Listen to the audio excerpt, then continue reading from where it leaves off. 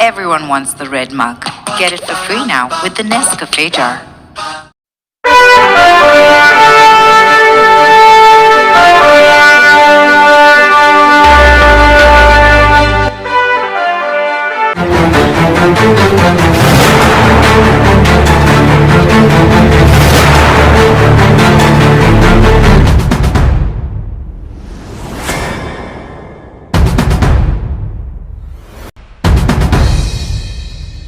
ಅದಕ್ಕೆ ತಕ್ಕ ಹಾಗೆ NHAIನವರು ಕೆಲಸ ಮಾಡ್ತಾ ಇಲ್ಲ.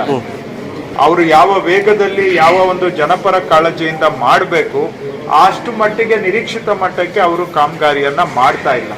ಮೊದಲು ಕೇಳಿದ್ರೆ ಲ್ಯಾಂಡ್ ಅಕ್ವಿಸಿಷನ್ ನೆಪ ಹೇಳ್ತಿದ್ರು, ಫಾರೆಸ್ಟ್ ನೆಪ ಹೇಳ್ತಿದ್ರು. ಈಗ ಎಲ್ಲ ಸಮಸ್ಯೆ ಪರಿಹಾರ ಮಾಡಿಕೊಟ್ಟಿದೆ. ನಾನು ಇವತ್ತು ಅವರಿಗೆ ತಾಕೀತು ಮಾಡಿದ್ದೇನೆ, ಆದಷ್ಟು ಶೀಘ್ರವಾಗಿ ಆ ಕೆಲಸಗಳನ್ನ ಮುಗಿಸ್ಬೇಕು. ಇದು ಕಾರವಾರ ಜಿಲ್ಲೆಯಲ್ಲಿ ಬಹಳ ವರ್ಷಗಳಿಂದ ಇರ್ತಕ್ಕಂಥ ಸಮಸ್ಯೆ. ಪ್ರತಿ ಬಾರಿ ಬಂದಾಗ್ಲೂ ಕೂಡ ಈ ಎರಡು ರಸ್ತೆ ಬಗ್ಗೆ ಬಹಳ ಹೆಚ್ಚಿನ ಚರ್ಚೆ ಆಗಿರುವಂತಹದ್ದು. ಸೊ ಅದಕ್ಕೆ ಬೇಕಾದಂತಹದ್ದು ಪೂರಕವಾಗಿ ರಾಜ್ಯ ಸರ್ಕಾರದ ಎಲ್ಲ ಕೆಲಸ ನಾವು ಮಾಡಿಕೊಟ್ಟಿರುವಾಗ ಜವಾಬ್ದಾರಿ NHAIನವ್ರ ಮೇಲೆ ಇದೆ. ಶೀಘ್ರವಾಗಿ ಎರಡು ರಸ್ತೆಗಳನ್ನ ಪೂರೈಸ್ತಕ್ಕಂಥದ್ದು. ಕೆಲವು ಕಾಲದಲ್ಲಿ ಅವರು ರಸ್ತೆಯನ್ನ ಬಂದ್ ಮಾಡಬೇಕು ಅಂದಾಗ ಜನ ವಿರೋಧ ಮಾಡಿದ್ರು ಕೂಡ ಜಿಲ್ಲಾಡಳಿತ ರಸ್ತೆಗಳನ್ನ ಬಂದ್ ಮಾಡಿ ಅವರಿಗೆ ಕೆಲಸ ಮಾಡಲಿಕ್ಕೆ ಮುಕ್ತ ಅವಕಾಶವನ್ನ ಮಾಡಿಕೊಟ್ಟಿದ್ದೇವೆ.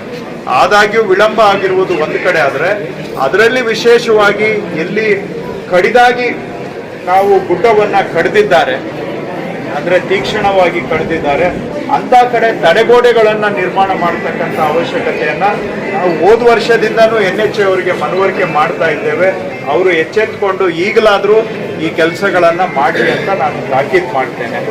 ಎರಡನೇದು NH ಪೋರ್ಷನ್ ಬಿಟ್ರೆ ಇನ್ನ ನಮ್ಮ PWD ರಸ್ತೆಗಳು ಮತ್ತು ಜಿಲ್ಲಾ ಪಂಚಾಯಿತಿ ರಸ್ತೆಗಳು ಮತ್ತು ಕೆಲವರು ವಸತಿ ಪ್ರದೇಶಗಳು ಗುಡ್ಡದ ಕೆಳಗಡೆ ಕಟ್ಕೊಂಡಿರುವಂತಹದ್ದು ಈ ರಸ್ತೆಗಳು ಇವುಗಳನ್ನೆಲ್ಲ ಸಂರಕ್ಷಣೆ ಮಾಡೋದಕ್ಕೋಸ್ಕರ ರಾಜ್ಯ ಸರ್ಕಾರ ಈ ಜಿಲ್ಲೆಯಲ್ಲಿ ಎಲ್ಲೆಲ್ಲಿ ಗುಡ್ಡ ಕುಸಿಯುವಂತ ಸಾಧ್ಯತೆ ಇದೆ ಅಂಥವುಗಳನ್ನ ಜಿಯೋಲಾಜಿಕಲ್ ಸರ್ವೆ ಆಫ್ ಇಂಡಿಯಾ ಅವರ ಸಹಕಾರದಿಂದ ನಾವು ಗುರುತಿಸಿ ಅದನ್ನ ಸ್ಥಳೀಯವಾಗಿ ನಾವು ಜನಪ್ರತಿನಿಧಿಗಳ ಗಮನಕ್ಕೂ ಬಂದಿದೆ ಮತ್ತು ಜಿಲ್ಲಾಧಿಕಾರಿಗಳು ಕೂಡ ಸ್ಪಾಟ್ ಇನ್ಸ್ಪೆಕ್ಷನ್ ಮಾಡಿ ಎಲ್ಲೆಲ್ಲಿ ತಡೆಗೋಡೆ ನಿರ್ಮಾಣ ಮಾಡಬೇಕು ಅಂತ ಸ್ಥಳಗಳನ್ನ ಗುರುತಿಸಿದ್ದೇವೆ.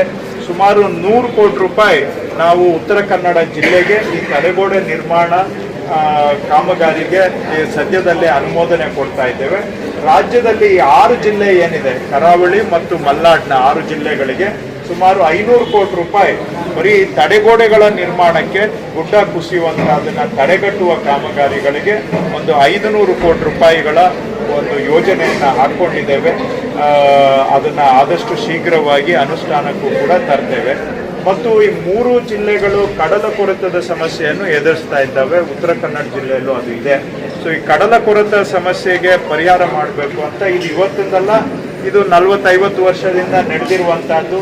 ಎಷ್ಟು ಮಾಡಿದ್ರೂ ಕೂಡ ಮತ್ತಷ್ಟು ಬರ್ತದೆ. ಕೆಲವು ಮಾಡಿದ ಕೆಲಸ ಅನ್ಕೊಂಡಷ್ಟು ಪ್ರಯೋಜನನೂ ಆಗಿಲ್ಲ.